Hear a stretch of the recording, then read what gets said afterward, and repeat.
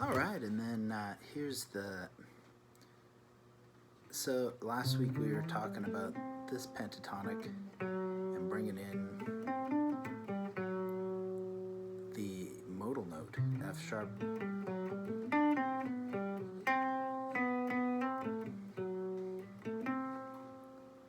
Now also, you can do it in this off of middle C.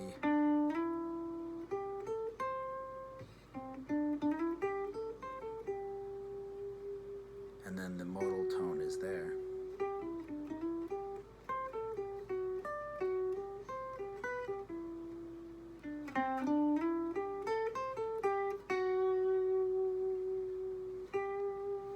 So, and the high octave. And then this is where your C minor lines up. So if you just slide there, that gets you, if you perceive it as two, this is a C major pentatonic, this as a C minor, and then they both have the option to slide.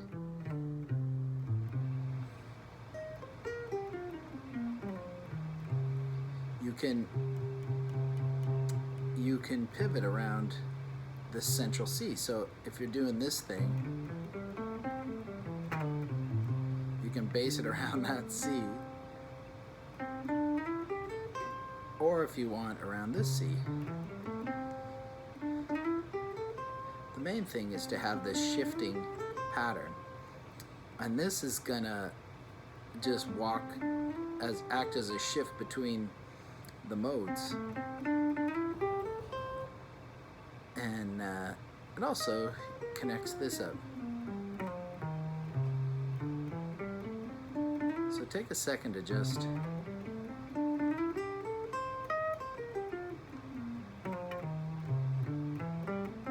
so it's pretty bluesy.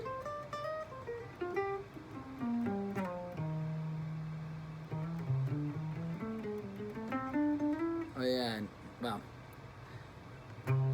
you can add in passing notes too.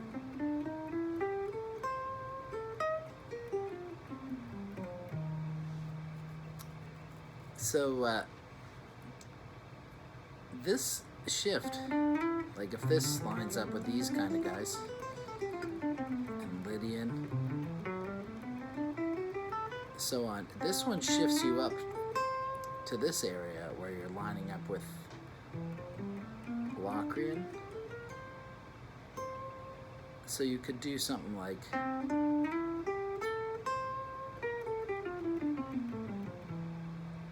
so here I'm playing up a pentatonic.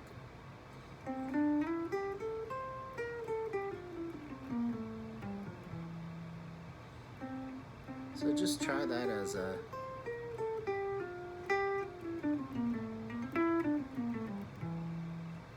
nice little exercise. And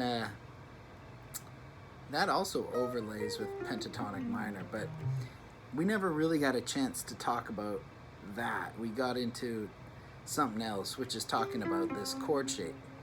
So when you're in a in this Locrian thing, it happens to line up with the, man, my tuning. Oh, it's my intonation. It lines up with this bar chord. And the bar chord, you can think of it as an F or...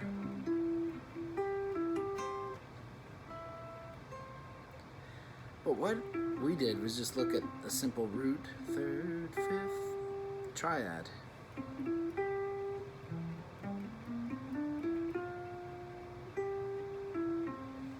Now, a chord like that, or triad, you can just play that in your playing. It can be a melody.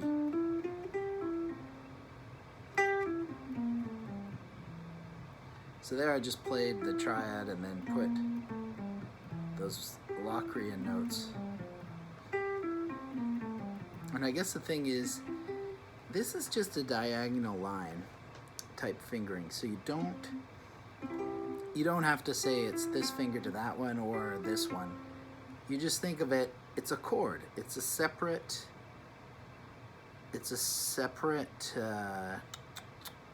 system. It's like even though it happens to fall nicely in this mode, it's actually its own entity that can have its own logic. For example, when you get into a chord, you could just play approach to the chord.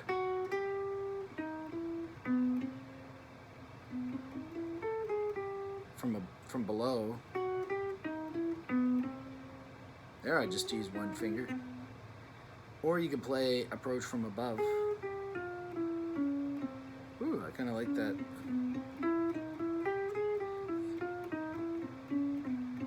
Or you could even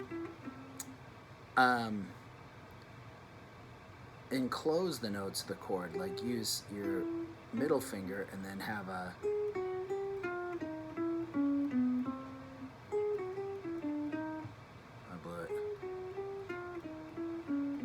Now you wouldn't do all of them. There's no rules. Really, you could do that all. Be fun. But it's now when you're thinking of the chord, it's you can approach it from below or above, or you can enclose it, or you could approach it from 2 notes below, or 3 notes above, or 2 notes above, or 4 for that matter, or 4 above. Notice once you start adding a lot of notes above it, you get duplicates. But you don't want to, I don't know, don't say that's bad. You want to keep it, wide open. So that, or you could even, there's a school of thought of saying, well, just, you could look at the chord and then make a scale around. All 3 of the major modes could go. So that's chord mentality, and I'm a big lover of that these days, because it gives you a safety blanket, and then you can. So I mean, that's the thing, is you would never do all of those things, but just do one of them,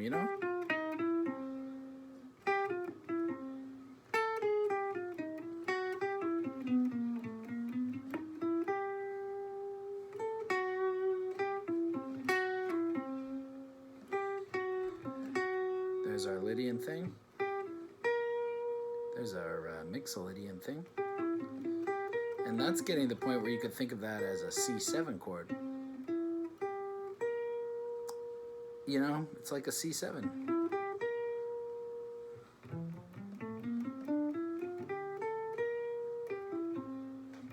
There's an exercise for you.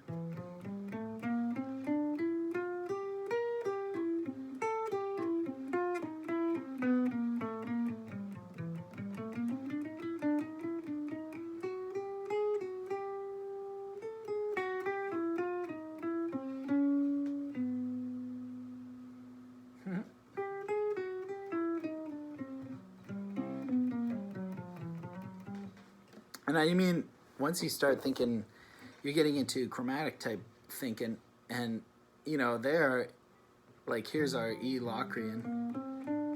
You could fill in every blank and just have a chromatic note anytime you want.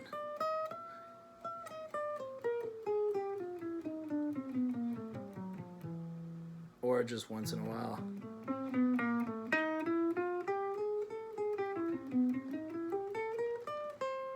And once you have more chromatic notes, it definitely gets jazzier.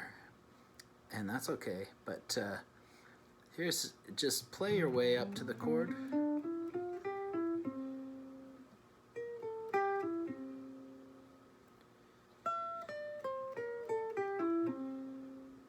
And when you're looking around, so that's kind of a C7, if you include that. Maybe we'll go a little further into the 7th thing next week. If you change to the key of C and did a E Phrygian, you get a beautiful major 7th there.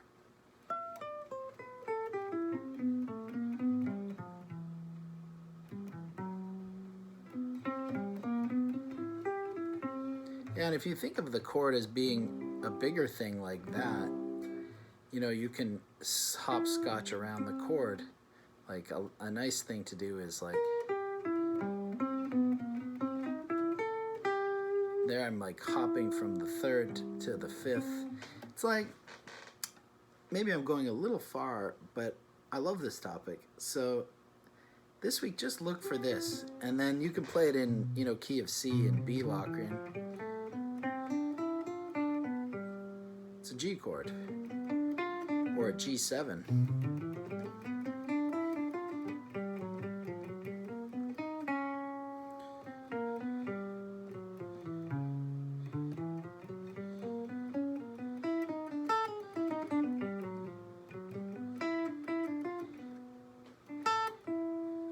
So looking for that is what we want to do, and just find different ways to slip it in your melody. And you wouldn't think that wide of a would work, but it does. It's weird. You know, like, you know how they say you should be able to sing what you play. And in that case, you'd be surprised. Yeah, you can sing something like that.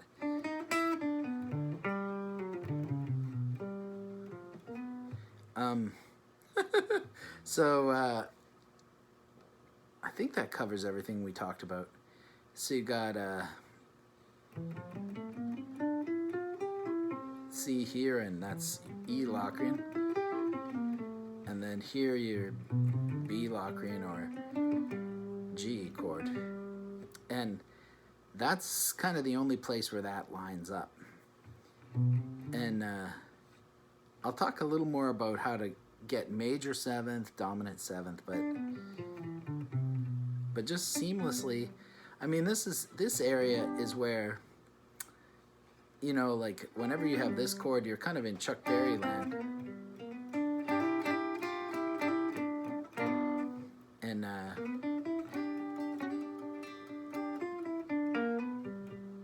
you can see it's framing around the chord, but you've got some modality. I think even in the part of that solo where it goes,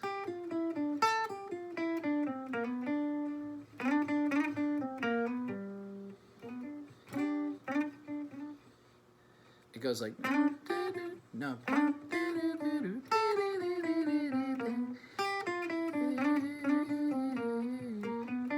Except for these glissandos, there's a lot of same modal notes there.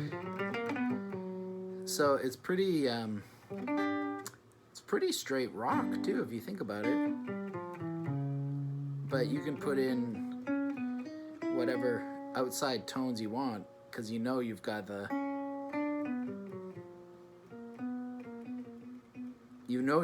little safety landing point. So yeah, just look for that, and look for this. Okay, cool.